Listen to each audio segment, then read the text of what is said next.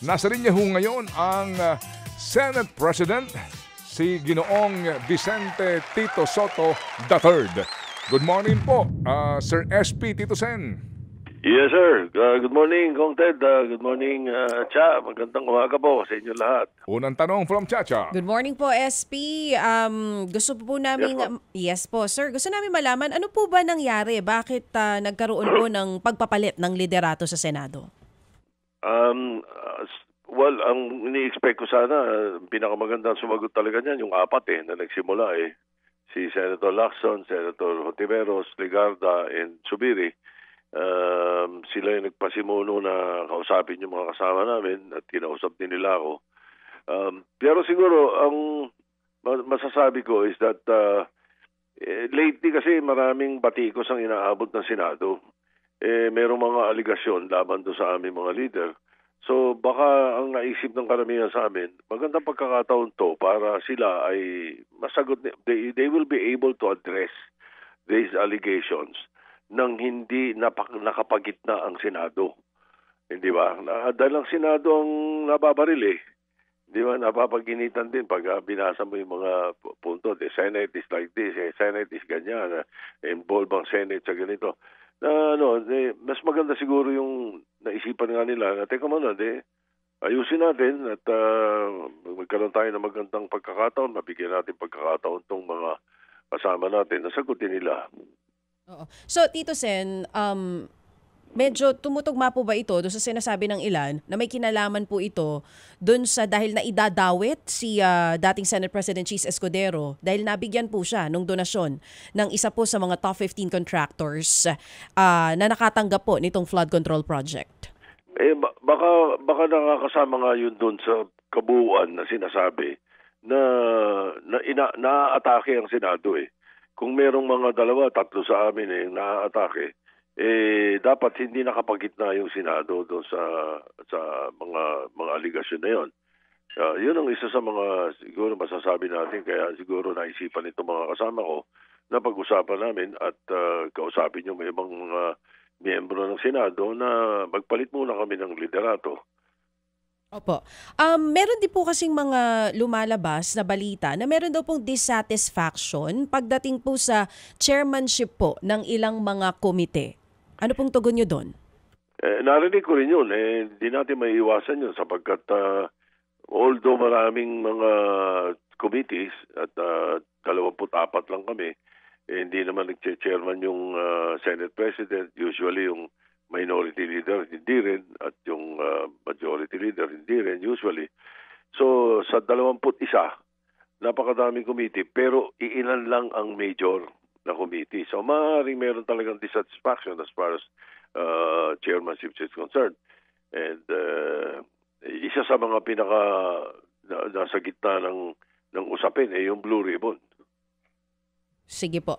Dito Sen, bago po nagkaroon ng regodon dyan sa Senado, kasi yung mga nasa minority, ngayon naging majority block na nga po, and bago din yung pagpapalit ng liderato sa Senado, gano'n nakatagal napapalutang yung usapan na talagang it's high time na magpalit na ng leader? Siguro about 1 or 2 weeks ago. Napapag-usapan niya naman 1 or 2 weeks ago. 1 or 2 weeks ago po. Mm-hmm. At naging masidhi ang mga usapan nitong weekend na to. Anong usapan po? Bakit mas lalo nagpasidhi? Ano po mga naging usapan ninyo? Yun na nga, yun din sinabi ko kanina na napapagitna ang Senado sa mga ibinabato, nadadama yung reputasyon ng Senado at saka integridad ng Senado.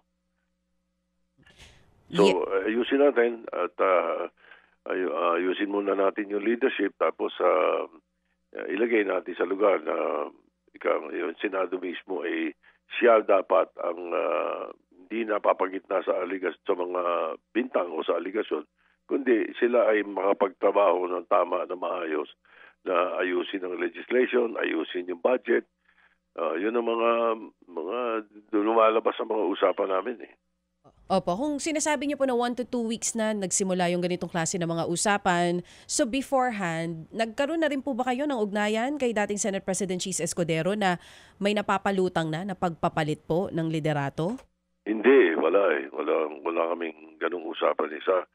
Ang experience ko kasi, ang experience ko sa Senado mula noong 1992 hanggang sa ngayon, at ako po ay na-involved na sa siguro 6 o 7 palitan ng leadership sa Senate. Yung napapabalita sa marami ang usapin hindi natutuloy.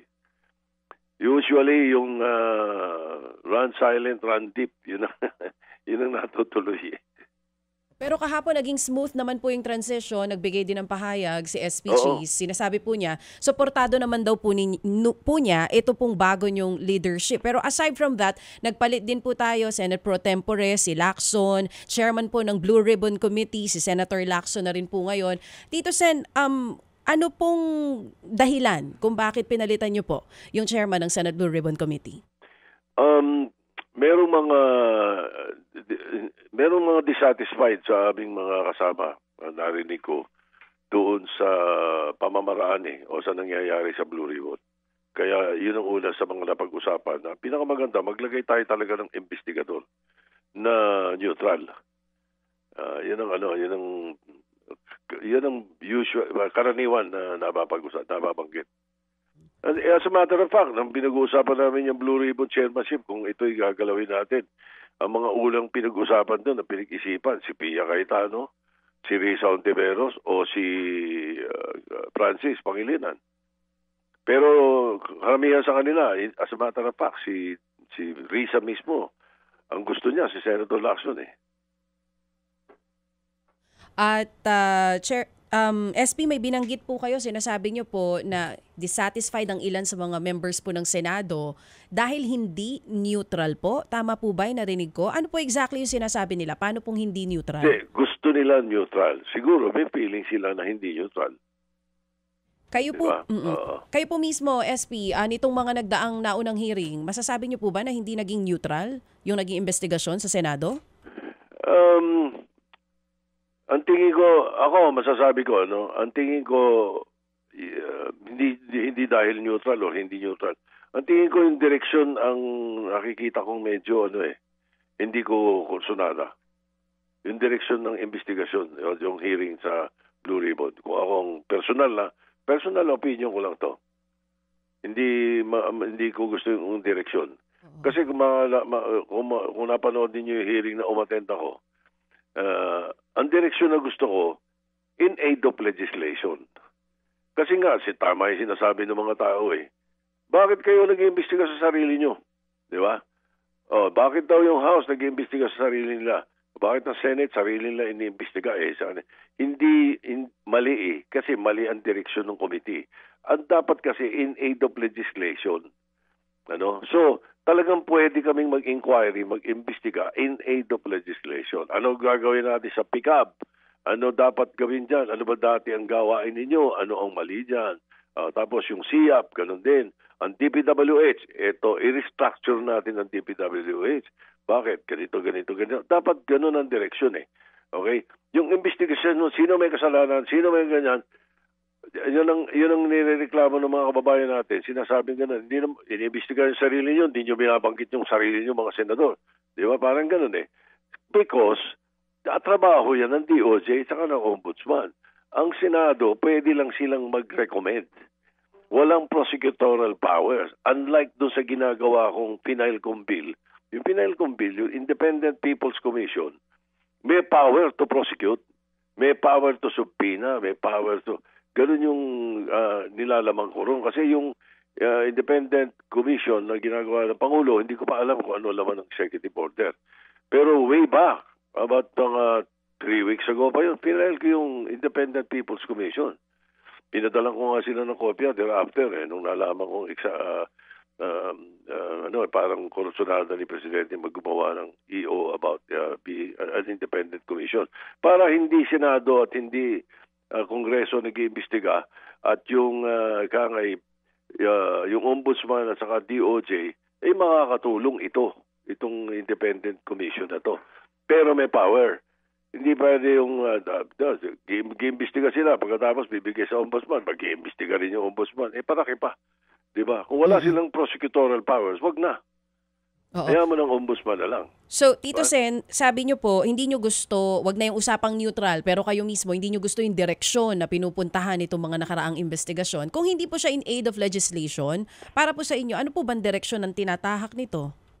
Hindi in aid of legislation eh. In aid of ano po? Hindi ko alam. Kung saan ang punta ng direksyon. Kasi, ang naging mga tanungan, aside from the chairman, yung mga membro namin na iba, ang mga tanungan napunta rin sa interest dun sa itong si ganito ay ganito ang yaman, ito ay sino ba yan? Wala namang pagkatapos all of a sudden ito si Diskaya o sino-sino mga congressman ang ninumbrahan. So may nagtatanong nga sa akin, bakit yun lang ang mga binanggit niya? Kung madami siyang binanggit, pero yun lang mga binanggit niya. Ba't di niya binanggit yung mga iba, yung mga kasosyo niya, yung mga ganyan? Di ba? Ganun ang tanong eh. Mas, ano ba yun? Dinagdagan ba yung sinabi? Dinagdagan ba? Or binawasan ba? Or meron mga hindi dapat tagkitin? O pareho nung nag-text sa akin kagabi, natawa ako eh. Sabi niya, bakit daw ang mga binanggit ni Diskaya ay puro daw pumirma sa impeachment? Natawa ako. Hindi ba? Oo. Actually, yun nga din po yung binabanggit nung kausap namin political scientist kanina. Since nandito na po tayo sa sworn statement ng mga Diskaya, naitanong din po ni Senator Jinggoy, naitanong po ni Senator... Nabasa niyo ba yung sworn statement, SP? Hindi. Well, mababasa na natin yan dahil hawakan na ni Senator Lacson yan after mamayang hapon. Okay, ganito muna, Sir, ito pong pagpapalit ng chairmanship ng Blue Ribbon, ito po ay majority pa lamang, kumbaga sentiment, at this will be formalized in plenary today. Yes. In plenary today. Opo. In fairness po naman sa kasalukuyan pong chairman, ang lahat ng ito, dadaan pa rin po sa plenaryo. Yan po, para maliwanag. Yes. Okay. Opo. Sir, kahapon, mukhang nagulat yung ibang mga miyembro ng komite dahil hindi sila nakakuha ng kopya ng affidavit? Yata. That was what I heard. Nabanggit ni Senator Risa. Okay. Opo. Sige. So, sir, ngayon po, moving forward... gaano kahirap itong leadership na ito sa ngayon? Kasi tama ba, sir, 15 po ang pumirma sa resolution endorsing your presidency? Oo, tama, 15. Pero may mga isa, dalawa pa mga kasama natin doon na willing to join the majority. Okay, opo. Kasi gaano kahirap ito ngayon considering po, sir, na meron pa pong isang issue na pending, yung impeachment po ni VP Sara. Gaano kahirap ngayon timbangin po ito? Na as we all know, 'di ba? Sabi nga po ni Senator Chis, you serve at the pleasure of the majority. Oo. Ang mangyayari sa diyan, hintayin namin yung MR. Yung motion for reconsideration, kung ano gagawin ng Supreme Court. Pag sinabi ng Supreme Court na magre-reverse sila, i-reverse, edi bubuhayin namin yung sa archive. Pag sinabi naman na hindi, I will just keep my fingers crossed na sana baguhin nila yung ilan sa mga provision na nilagay nila doon. Lalo na yung pag-aamenda ng Option 3 sa Article 11 of the Constitution. Huwag naman sanang i-retain na gano'n sapagkat wala na tayong ma-impeach. Gano'n ang sitwasyon namin. That's how I look at it as the new leader of the Senate. So kumbaga, hindi nagbabago ang inyong paninindigan at paniniwala? Oo. Kung ano lang tama, kung ano sa tingin natin ang tama. Wala tayong kakampihan dito as far as personalities are concerned. We will only follow the rule of law. Opo. Always. Opo. Yes, sir. So dito po ngayon sa ongoing investigation sa flood control issue na ito. Opo. Kaninyo, dapat ang focus dito ay in aid of legislation. You're right. Opo. Paano ngayon kaya ito, considering na meron ng mga issue na nalantad, na wala pa pong detalye? Halimbawa, yung paghahatid ng kahong-kahong cash dito po sa tanggapan ng district office ng, alam niyo ho yun, may mga bagay ho kasi na bagamat yung nga ang inyong direksyon, pero gusto rin siguro malaman ng bayan, kasi po ito'y open public hearing, ito pong uri ng sinasabi na korupsyon talaga na nangyayari sa mga district office ng DPWH. Paano po iyon? Ano pa ang inyong guidance kung sakasakali sa magiging hearing? Paano po? Ito, restructuring the DPWH. Kailangan maiwasan natin yung mga ganong pangyayari. Kaya, yes, we have to unearth those practices, yung mga gawain na gano'n, yung mga deliver na gano'n.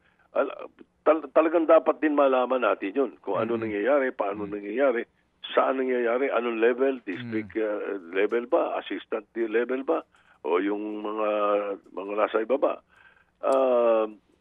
Kailangan malaman din talaga natin lahat yan at paano mapipigilan.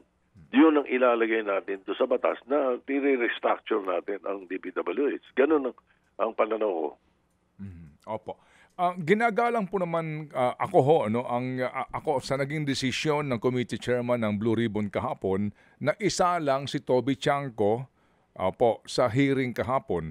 Opo, pero if you also observe o nabalitaan niyo siguro na isang miyembro ng lower house pumunta po sa Senado at binakbakan yung house niya, so to speak, ha? Opo, kasi nga daw po, wala siyang forum dito eh. Kaya wala siyang forum daw sa house. No? Ayaw daw pagbigyan yung kanyang sinasabi na kanyang ebidensya laban dito po kay Saldico at maging kay Speaker Romualdez. So kahapon, pinayagan yun. Opo, kayo po bilang ngayon ay pinakamatagal na serving senator sa Republika natin. Ano ang inyong damdamin doon? Talagang pwedeng mangyari yun, Kong Ted. Kasi ganito yan, pagka ang isang incumbent congressman or incumbent senator nagpunta sa bahay ng isa at bahay ang medyo alanganin nga doon, ginawa nilang resource person si Toby. Ang totoo nung pwedeng umupo yun doon. Ganun ang parliamentary courtesy na tinatawag. Lari ako, bibisita ako, karaniwang senador ako, incumbent pumunta ako sa house. Pwede nila akong paupuin doon sa hindi sa gallery kundi sa floor. Sa plenary while plenary is ongoing. Ganun ang practice nung araw pa. Dapat ginagawang practice ngayon. Therefore, si Toby should not have been a resource person kung umupo doon at nagpapresenta at meron siyang concern doon sa pinag-uusapan. So, tama yung ginawa na pinayagan siya. Kaya ganun din sa amin, dapat payagan kami pag gusto namin pumunta doon. Yun ang tinatawag na parliamentary courtesy. As a matter of fact, while we're having a session sa Senate, may dumating na congressman, gustong umupuro sa plenary.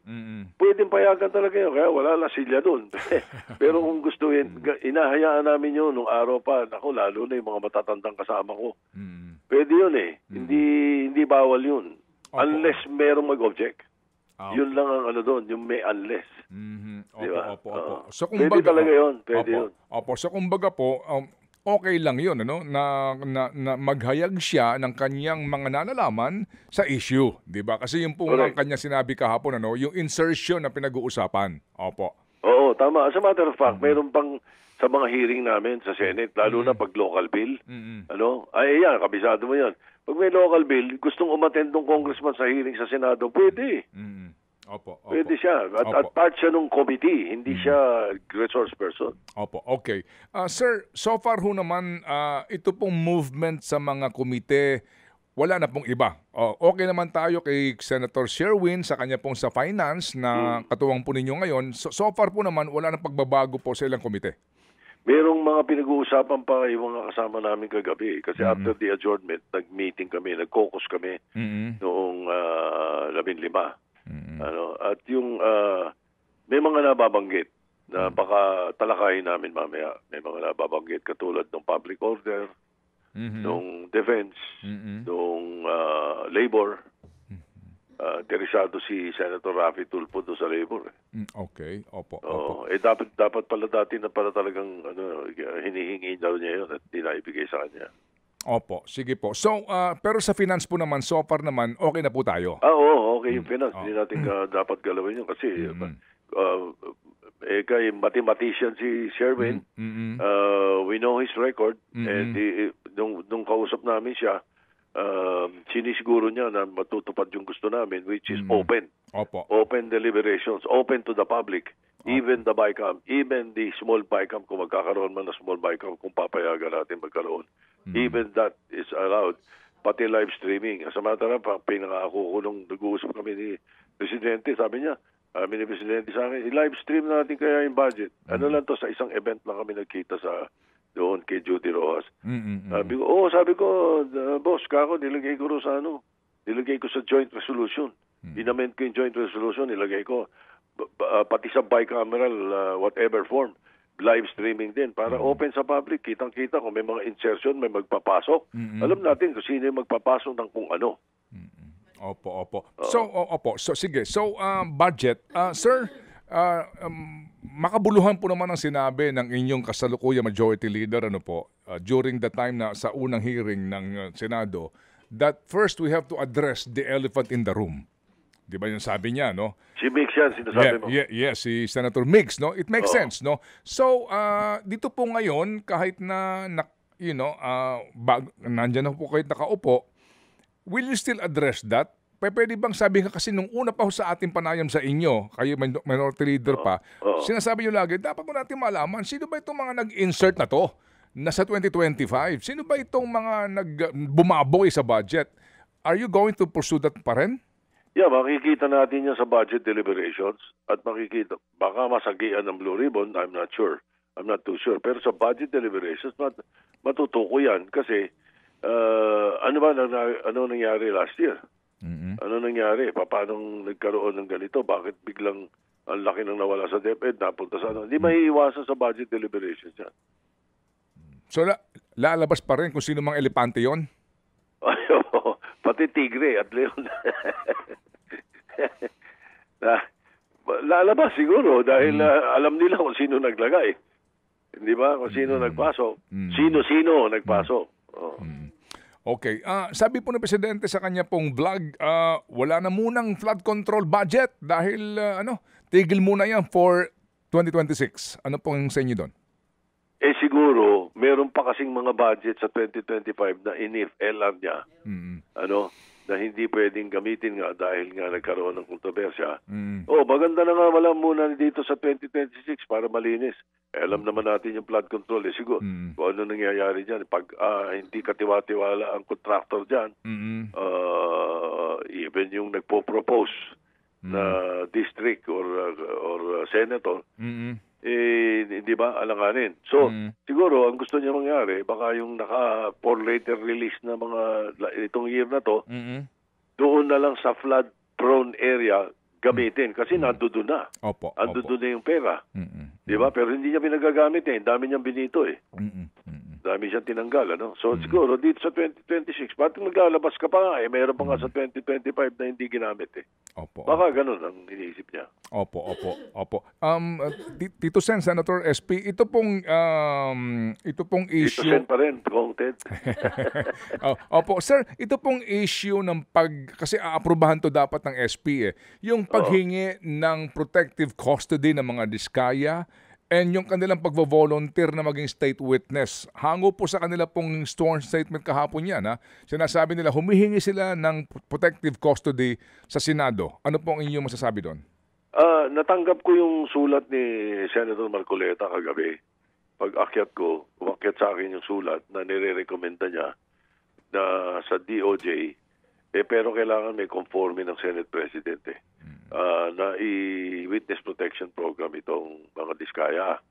Alam ko na magpapalitan ngayon. So sinabi ko na pag-aralan muna natin, tignan muna natin, sabi ko, hindi ko pinirmahan. At mamaya, konsultahin ko si Senator Lacson pagkatapos niyang maupo kung itutuloy natin yun at kung ano ang value at ano ang importance na dapat gawin natin yun. Kasi ang naririnig ko, hindi ko nasasabihin kung sino sa mga kasama ko, Sabi ganun. Bakit yun lang ang mga sinabi mo kung yun man? Ba't dami kang hindi sinabi? Kung gusto mo mag-witness protection program, tell all. Ganon. Yun ang naririnig ko sinasabi ng iba. So, we will discuss it later. Okay. Opo. Sige, bago natin pasalamatan si Tito Sen. Yes po. Tito Sen, dito sa pagiging leader nyo po ngayon sa Senado, syempre may mga matutuwa, meron ding mga hindi. Meron pong pahayag si Senator Bato kahapon. Basahin ko po sabi niya, ang korupsyon sa ghost flood control projects ay nasa House of Representatives ayon sa investigasyon ng Senate Blue Ribbon Committee. Pero bakit ang Senate President ang pinalitan? Paano niyo po tinatanggap yung ganitong klase ng pahayag? Isipin ko na lang na hindi niya alam ang mga sitwasyon. Kaya siya nakakapagsalita ng gano'n. Kayo po ba, Tito Sen, alam na diba, alam niyo po? Kasi Yes, yung Senate leadership, di ba, hindi lang naman sa mainstream media, pati sa social media, inaatake.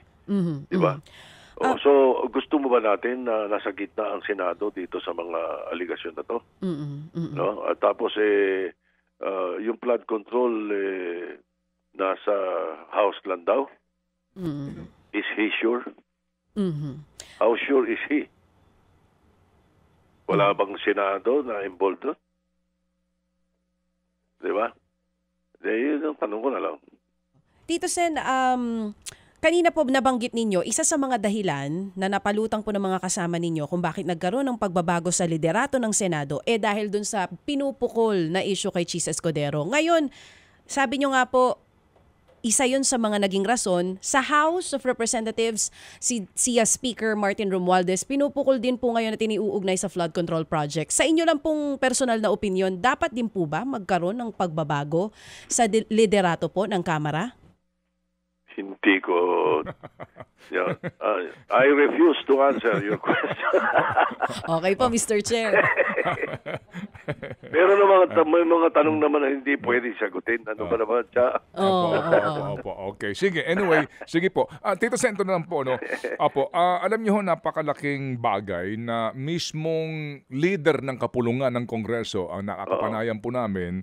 Kasi nga, nakapagtatanong kami at panahon din po para masagot po mismo ng pinuno po ng kapulungan. At kasi nga po, kapag willing ang isang leader, halimbawa po SP sa mga katanungan ng mga iba't ibang mga programa at mga forum, kumbaga wala kang tinatago, di ba? Bukas ka sa alinmang katanungan, no? Oo, tama. As much as possible, dapat hindi as much as possible. Dapat walang tinatago ang liderato.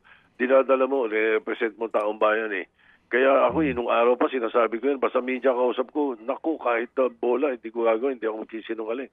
Kasi, taong bayan ang kausap mo pagkausap mo media. Opo, kaya nga po, sa ngayon, ito pong gantuhong uri ng forum, at again si Senator po naman, si SP po naman, bukas sa iba't ibang media outlets po sa panayam. Ito pong gantuhong forum, maipapangako po ninyo, maipagpapatuloy po natin to hanggat kayo ay SP at SP pa rin po ng Philippine Senate. Yes, sir. Opo. At talagang kasi yung kayo mga pagkakataon para makapagsalita kami sa taong bayan Opo. Well said. Sige po. So ano ba naman? Dito lagi ako. Opo. So SP, I'm a text away. Opo. So SP, opo. Ano po ang inyong mensahe sa lahat ngayon? Opo, na umaasa dito po sa inyo pong liderato.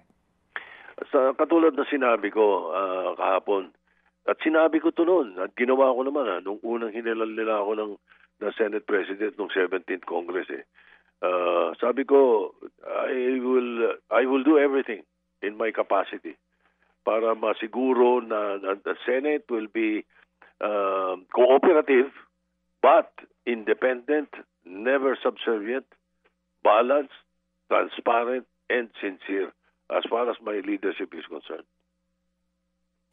Godspeed po, Tito Sen. Yes, sir. Thank you very much. Magandang umaga po. Salamat na marami. Thank you. Mabuhay kayo. God bless po. Thank you. Thank you. Senate President Vicente Tito Soto III. Mga kapatid, brothers and sisters, saan ka pa? Dito na tayo sa totoo. Dito na tayo sa True FM. Mga kapatid, mag-subscribe and follow po kayo sa social media accounts ng True Network PH. Yan po kami. Hanapin nyo lang True Network PH, Facebook, Instagram, YouTube, TikTok, and podcast.